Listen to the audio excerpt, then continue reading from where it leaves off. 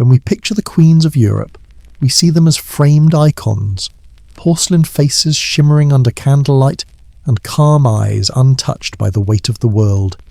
Everything appears absolute. The crown, the gown, the mirror, as if glory itself were polished with perfume and light. But behind this glow, a world was slowly rotting. Faces layered in poison, bodies suffocated by heavy oils, palaces that glittered with gold while drowning in squalor. In these halls, beauty was an endurance of agony, and elegance was financed by decay. Elizabeth I painted her face with lead. Catherine de' Medici retreated every month to a chamber as red as sin. And Marie Antoinette, she slept sitting upright, for her hair, matted with wax and animal fat, would collapse if she dared to lie down. All this so they might appear immortal, while in truth they were falling away like autumn leaves. On this journey we will not look at the crown as the portraits show it. We will look at what hides beneath, the sweat, the mercury, and the stench of the shroud. We will enter palaces that gleam in art, but decompose in reality. If you choose to join us tonight, be prepared. You're not just about to witness the secrets of royalty. You are about to smell them. You will see how gold concealed the filth, how pain became an ornament, and how the illusion was the only thing that survived the rot. In the portraits, everything appears pure, but the royal mourning began with poison. Take Elizabeth I. Every dawn, her ladies-in-waiting prepared a lethal paste of white lead and vinegar. They called it ceruse, a thick, chalky sludge that gleamed like bone under the flickering candlelight. Layer by layer, they built the mask. To be pale was to be divine. It screamed that you had never laboured under the sun, never walked the dusty roads of the common man. Elizabeth surrendered her flesh to this marble facade day after day, year after year. It was beautiful, yes, but beautiful the way a gravestone is beautiful, cold, dead, and final. What the portraits never reveal is the horror happening beneath the white. Lead was eating her alive. Her hair thinned to nothing. Her skin erupted in blisters. Her hands began to shake uncontrollably. Her physicians wrote privately of their terror, claiming Her Majesty was seized by an unseen spirit. But no one dared speak. To question the mask was to question the crown itself. Elizabeth was no solitary victim. Across Europe, the ritual was a contagion. In France, Catherine de' Medici applied the paste so thickly that courtiers whispered her face looked carved rather than painted. She was a woman transformed into a monument, a living statue of toxic white. Centuries later, when the hair of Diane de Poitiers was examined, it was found saturated with lead. The mask had outlived the woman. Ambassadors viewed Elizabeth with a mixture of awe and revulsion, describing a countenance as lifeless as plaster. They were terrified, yet they bowed all the same. The madness did not stop at the face. Perfume became its own form of self-destruction. The goal was never to smell clean, it was to smell different, to unleash a signature scent so powerful. It announced the Queen's presence long before she entered the room. Catherine de' Medici drowned her gowns in musk and ambergris. 16 perfumers toiled day and night to keep her saturated in an invisible wall of fragrance. But there was a darker purpose. She gifted rivals with perfume gloves, gloves soaked in oils and poisons. One Queen of Navarre wore them and died within days. Fashion and death had finally become one. The irony was absolute. These masks and perfumes were meant to project eternal power, to prove the royalty was beyond the common stench of humanity. But reality was the opposite. The more they painted and perfumed, the faster they decayed. The very shield they built to preserve their beauty was the engine of its destruction. By her final years, Elizabeth's face was described as a battlefield. Deep scars, blackened skin, a retreating hairline. Yet she met the rot with more poison. layering the white lead even thicker as her body collapsed beneath the weight of her own vanity. They were not ignorant. They were scholars, advised by the finest physicians of the age, but status demanded the mask. To appear in public with a human face was to appear common. And for a queen, commonness was a fate worse than death. So they painted the wall every morning and let the woman die beneath it. If the face was a mask hiding decay, then the hair was a fortress, a towering, powdered monument to vanity and rot. Marie Antoinette, the icon of Versailles, wore impossible spires of curls and plumes that seemed to defy gravity. But the portraits never captured the stench, or the creatures that lived within the spires. She washed her hair 4 times a year. 4. The rest of the time, her hairdresser built mountains out of pig fat and beef tallow, cemented with wheat flour and starch until it hardened into a chalky, rigid shell. It was no longer hair, it was a plaster cast. And inside that darkness, an ecosystem thrived. Lice multiplied, fleas swarmed, the Queen's crown was alive. Georgiana Spencer, the Duchess of Devonshire, once kept her style for 6 weeks, only to discover that a family of mice had built a nest inside her wig. She wrote in shame of her uninvited guests, but she was not alone. In the palaces of the elite, the scratching of rodents inside a lady's hair was a secret everyone knew and everyone ignored. These fortresses were so heavy they strained the neck, causing a chronic agony doctors called hair fever. But washing was unthinkable. To preserve the structure, queens slept sitting upright in special chairs, their bodies rigid, their heads wrapped in silk. Entire seasons passed without their heads ever touching a pillow. When it rained, the illusion dissolved. The flour in the wigs turned into a thick paste, weeping white streaks down painted faces and staining royal silks. Perfumes were sprayed to mask the scent of rancid lard turning sour, but it only added a sweet note to the smell of rot. Versailles was a hall of mirrors and decaying grease. Prestige was measured in endurance. To keep a hairstyle intact for months was a badge of rank.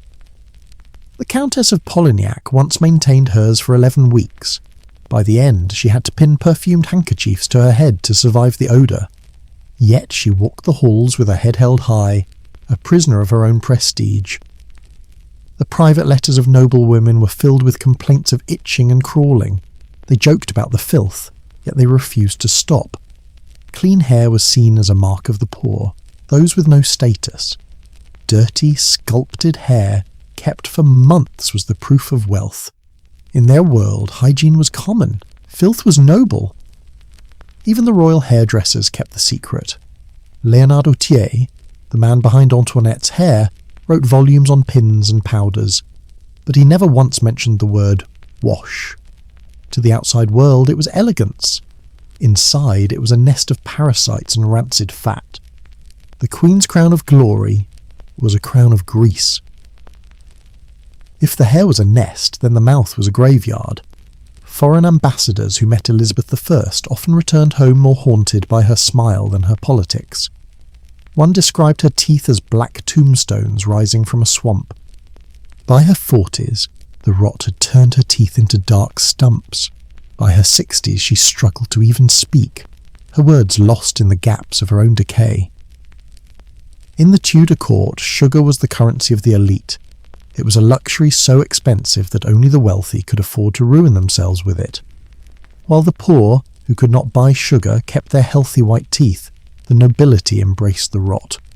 A blackened mouth became a badge of rank, proof that you were rich enough to eat yourself into a state of decay.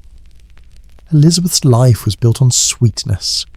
She consumed a constant stream of candied violets, sugared almonds, and lozenges made of pure syrup. Historians estimate she consumed 2 pounds of sugar every week. It was not a simple indulgence, it was her identity. To be royal was to be sweetened until the bone collapsed. Dentistry offered no mercy. The treatments were often more brutal than the rot itself. Physicians drilled holes into healthy teeth and filled them with lead, or burned the gums with red-hot irons to cauterize the evil. Teeth were yanked with crude pliers, often taking jagged pieces of the jawbone with them. Catherine de' Medici endured procedures that were essentially medieval root canals, performed without a drop of anesthesia. Metal bits bored into her infected teeth, and the holes were packed with a toxic mixture of crushed pearls and mercury. She submitted to this agony time and time again, for in the court suffering was a form of refinement. For those who could not bear the empty gaps, there was a darker solution: tooth transplantation. Royal women purchased the teeth of peasants and servants.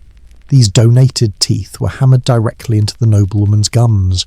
They rarely lasted more than a few weeks before infection turned the mouth into a site of lethal poison. Queen Anne of England reportedly went through dozens of these necessary vanities, procedures that her own doctors recorded as often being fatal. The stench was inescapable. Courtiers learned to stand at a distance, pressing perfume cloths to their noses just to survive an audience with the Queen. Spanish envoys wrote that meeting Elizabeth was like entering a charnel house, a place where the dead had been left to rot above ground. Even art had to adapt. Portrait painters stopped depicting smiles, replacing them with tight frozen lips that concealed the ruin beneath. Royal etiquette manuals even included instructions on how to speak and laugh without ever revealing the graveyard of the mouth. But the mouth remained a weapon of diplomacy. Marriages arranged through beautified portraits often ended in horror at the first meeting. When King Henry IV of France saw his bride smile for the first time, the reality of her decay was so overwhelming that the king reportedly fainted on the spot. There is a cruel irony in this power. The queens most admired for their elegance spent their days in blinding agony, unable to chew, sometimes unable to speak. The wealth of a kingdom brought the finest sweetness, but it resulted in a lifetime of stench and pain. In the end, the poor smiled more easily, while the rich carried their wealth as rot. To us, water is life. To them, it was a gateway to the grave. In the 15th and 16th centuries, royal physicians preached that the body was a sieve of open pores. Expose those pores to water, they warned, and the corrupted air of the world would seep in, carrying plague, miasma, and death. One bath, they believed, was enough to end a life. Queen Isabella of Castile ruled a global empire and funded the discovery of new worlds. Yet she boasted proudly that she had bathed only twice in her entire 53 years, once at her birth and once before her wedding. To the experts of her age, her long life was not a miracle. It was proof that avoiding water was the secret to survival. Instead of washing, they performed dry cleansing. Servants rubbed linen cloths across the royal skin, sometimes dipped in rosewater, wine, or even urine. Anne of Brittany insisted her body be wiped daily with silk soaked in the wine of her own vineyards. The result was a sticky, sour residue, a lifetime of believing that to be damp with alcohol was to be clean. Perfume was never meant to erase the stench. It was meant to transform it into a signature. A queen's scent was part of her rank, distinct, recognizable, and unmistakable. They moved through the palace in a thick invisible shroud of heavy oils, announcing their arrival long before they were ever seen. Even in the exhaustion of childbirth, water remained the enemy. For 40 days after delivery, queens were forbidden from bathing. Mothers lay in the same blood-soaked sheets, trapped in their own sweat and agony, because the physicians insisted that water would kill them. Catherine of Aragon endured this 6 times, a ritual of filth in the name of preservation. The paranoia extended to the throat. Plain water was considered far too dangerous to consume. Instead, queens quenched their thirst with wine, ale, or heavily spiced concoctions. They believed the alcohol was a shield against disease, a belief that was as profitable for the vineyards as it was lethal for the liver. An accident with water was treated as a medical emergency. When Princess Isabella of Portugal fell into a palace fountain in 1523, the court was seized with panic. She was immediately wrapped in heated blankets and watched for weeks, her doctors certain that the poisonous water had compromised her very soul through her skin. It is a staggering paradox. Palaces filled with gold, chambers lined with the finest silk, and fountains splashing in the gardens, yet the women who lived there dared not let a single drop touch their skin. They were prisoners of their own hygiene, safe only as long as they remained unwashed. In their world, to stink was to be safe. If the faces were painted masks and the hair was a nest for vermin, the body beneath was a prisoner. Queens owned gowns worth entire villages, brocades of gold, silks from the east, pearls stitched into every seam. But under all that splendour lay a single, plain linen garment worn against the skin, the chemise. Usually a queen owned only two in her entire life. Elizabeth I ruled for 45 years, yet records show her linen undergarments were washed only 4 times a year. For 3 months at a time, the same fabric clung to her skin, saturated with sweat, stiffened by oils and encrusted with filth, until the linen hardened like a suit of armour. When the day finally came to change the garment, the fabric had often fused to the flesh. Servants used iron hooks and small metal tools to peel the ossified linen away from the skin. It was a brutal extraction, a slow tearing of cloth from a queen who could no longer tell where her clothing ended and her body began. The smell was an atmospheric presence. Perfume could only do so much to mask the scent of a body that hadn't seen water in years. Ambassadors wrote of the royal odour as a living thing, a faithful hound that followed the queen into every council chamber and every ballroom. Yet this was not seen as neglect, it was virtue. The church taught that wearing unwashed garments was a form of holy devotion, a mortification of the flesh. To change one's clothes too often was a sin of vanity. In the eyes of the priests, the deeper the filth, the closer the soul to God. St. Margaret of Hungary became the ultimate icon of this endurance. She wore the same wool chemise for 7 years without removal. When she finally passed, the garment had become part of her skin. To the court, she was a goddess of hygiene. To history, she was a martyr of the Shroud. Nobility became a competition of endurance. Queens bragged about how long they could survive in a single garment. The more the fabric reeked of rot and oil, the more it proved their patience and their high breeding. Clean linen was for the commoners, a royal body was built to suffer. But filth attracts life. Lice and fleas became the constant companions of the crown. To combat the itch, queens owned combs encrusted with rubies and emeralds, extravagant tools designed to scrape the parasites from their royal scalps. Even the vermin lived in luxury. They even wore flea furs, mink or sable skins sewn into their gowns to act as decoys. The richer the fur, the more fleas it could lure away from the skin. These were paraded as status symbols. The more vermin your fur could host, the more noble you appeared.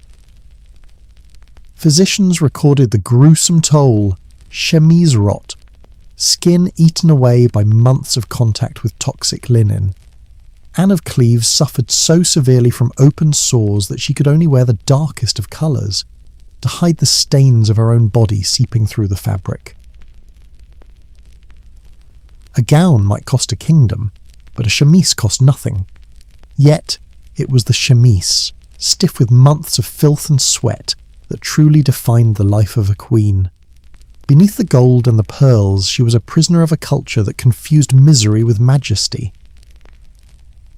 Medicine was not a cure, it was an assault. Physicians believed health depended on the balance of the 4 humours. To fix a queen, they forced her to suffer. Catherine de' Medici submitted to bloodletting 3 times a week for decades. Thousands of pints were drained from her veins. Fainting was not a failure, it was seen as a sign of success. Leeches became a royal beauty routine. Catherine the Great endured weekly treatments, with dozens of black parasites writhing across her face and neck. Witnesses described a living nightmare, black leeches on pale skin and rivulets of blood staining her royal collars. She believed this horror gave her youth. To clear the body of phlegm, they used emetics, powders of mercury and antimony. This forced vomiting for days. Physicians cheered every convulsion as proof that sickness was fleeing. Anne of Austria once vomited until she brought up blood. Her doctor called it a triumph. If the humours were still out of balance, purgatives followed. Queens swallowed lethal doses of lead and arsenic to purge their bile. These produced such violent exhaustion that noble women were left too weak to rise. Their intestines were literally burning from the inside out. For the mind, they used shock. To cure melancholy, queens were sealed in rooms filled with burning sulphur. They sought seizures and trembling, believing violent spasms would shake the sadness loose. The Duchess of Orleans endured this monthly for 15 years. It destroyed her health in the name of her beauty. This torture was scheduled around social life. They bled themselves before balls to achieve a fashionable paleness. They purged before banquets to fit into their gowns. Suffering was the only measure of nobility. To endure more pain than your rivals was to prove your superior blood. The result was inevitable. The autopsy of Maria Theresa revealed a body ruined not by disease but by treatment. Her organs were scarred by mercury, lead, and constant bleeding. Her physicians noted it with pride. Her Majesty, they wrote, was most obedient to our art. Versailles was the jewel of Europe. 10,000 people living in golden halls and mirrors. But beneath the glory there was not a single toilet. Courtiers relieved themselves where they stood, behind tapestries, in stairwells, and in the corners of chambers painted with saints. The stench was a sour fog that clung to every thread of royal silk. Queens were no exception. They used gold and porcelain chamber pots in full view of their servants. These pots sat until they overflowed, their contents carried through the palace, spilling as they went. In these corridors, the scent of expensive perfume never truly defeated the smell of human rot. In England, Elizabeth I employed the groom of the stool. This prestigious attendant inspected and recorded the colour and texture of the Queen's waist. Decades of these reports survive, a diary of excrement, preserved in the name of royal medicine. Ceremonies at Versailles lasted for hours. To rise from a treaty signing was a grave insult, so royal women wore relief garments, primitive linen pads hidden beneath their gowns. They soiled themselves in silence, continuing to negotiate as their clothing absorbed the truth of their humanity. The palace had no sewage system. Human waste was dumped into open pits beyond the walls where it festered in the sun. In summer, the steam from these pits rolled back into the golden halls. Foreign envoys fainted, treaties collapsed, not from politics, but from the suffocating stench. Doctors called it palace nose. Prolonged exposure destroyed the sense of smell entirely. Marie Antoinette lost hers by the age of 25. In the halls of kings, only the newcomers recoiled. The veterans had long since been silenced by the air they breathed. Beneath the chandeliers, the reality lingered. Gold on the walls, waste on the floor, perfume clouds drifting over a sea of rot. Versailles was never just a palace for queens. It was a sewer, gilded in gold. Queens bled in silence. Every month they endured the curse, a cycle of shame and danger. With no modern hygiene, they used clouts, rags of rough linen layered one upon another for weeks. The stench was a presence in the palace. Noble families described entire corridors rendered uninhabitable by the secret blood of a queen. The church declared them unclean. Catherine de' Medici spent a week each month in total isolation, barred from mass and confined to windowless red chambers. Europe's treaties and councils often ground to a halt, waiting for the queen's cycle to end. In their world, the affairs of empires were governed by the biology of shame. Physicians made the misery worse. They performed double bleedings while the women were already hemorrhaging, dosing them with mercury to purge the system. Elizabeth I's weakness in her later years was not just age, it was the cumulative toll of toxic medicine draining her life, one cycle at a time. If menstruation was misery, childbirth was terror. Queens gave birth in sealed, windowless rooms. Physicians came straight from dissecting corpses, their hands unwashed, their instruments stained with death. In a time before sterilization, the cradle was often just a prelude to the grave. Jane Seymour died 12 days after giving birth to an heir, killed by the very hands meant to save her. Catherine of Aragon endured 6 pregnancies, most ending in stillbirth. Internal examinations by unwashed fingers weakened her body and her spirit, leaving her to see only one child survive, the woman who would become Bloody Mary. The instruments were barbaric. Iron hooks called crochets were used to dismember stillborn babies inside the womb to save the mother. For centuries, these lethal tools were used in secret, passed from one physician to another like a dark professional inheritance. They were called necessary, but they were almost always fatal. Birth was a public theatre. Courtiers and diplomats crowded into the chamber to witness the heir's arrival, gambling and drinking while the queen screamed in agony just feet away. Afterwards, she was confined for 40 days to the same blood-soaked, unwashed sheets. To the court, it was the lying-in period. In reality, it was a death watch. Marie Antoinette lost 2 children before their first birthdays. Her birthing rooms were described as smelling like a charnel house, where the living and dead mingled. Queens commanded armies and held empires, yet they were powerless prisoners of superstition and filth. They ruled kingdoms, but their bodies ruled them. The illusion was perfect, until you looked too close. Paintings showed radiant faces and towering hair, but step closer and the mask cracks. Beneath the lid, the skin is scarred. Beneath the hair, the parasites crawl. Follow a queen through her halls, and you walk in a suffocating fog of perfume, sweat, and waste. The glory was built on distance. The distance needed to hide the truth. Today we know the reality. A modern gas station bathroom is more sanitary than the halls of Versailles. A fast food worker with a bar of soap and a toothbrush lives in more dignity and comfort than the most powerful queens of Europe ever knew. The things we consider ordinary were the miracles they never had. Elizabeth I commanded fleets, but could not brush her teeth.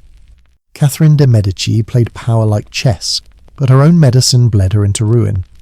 Marie Antoinette wore gowns worth fortunes, but slept upright so her rancid hair would not collapse. Wealth bought the poison. Fashion demanded the filth. True luxury was never in the gold or the mirrors. It was in the clean water, the soap, and the ability to wash away the day without fear. This was the one comfort royalty could not buy. They lived as gods in public, and rotted as prisoners in private. The palaces glittered, but the air inside them stank. The portraits smiled, but the mouths beneath were graves. In the end, only the illusion survived. The women did not. Everything has since fallen into the belly of the earth, where only the silence remains. Thank you for joining us by the hearth. Until our next journey.